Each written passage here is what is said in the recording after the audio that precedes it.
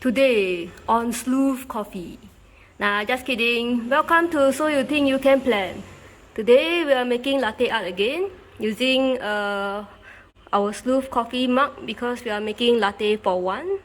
As you can see, we poured slightly less than 180 ml. She's having the coffee and let's begin. Oops, blunder.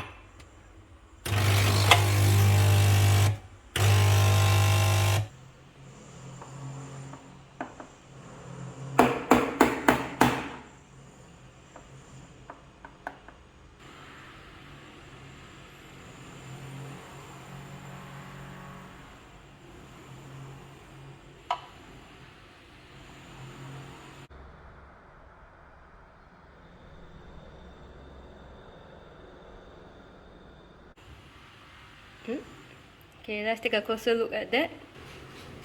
And we have a very fat apple with a tear. Okay, I would say looks to be quite foamy. Then the shaking is maybe not as successful as we would like it. It really looks more like an onion heart now than a ripple heart because of the leaves at the top.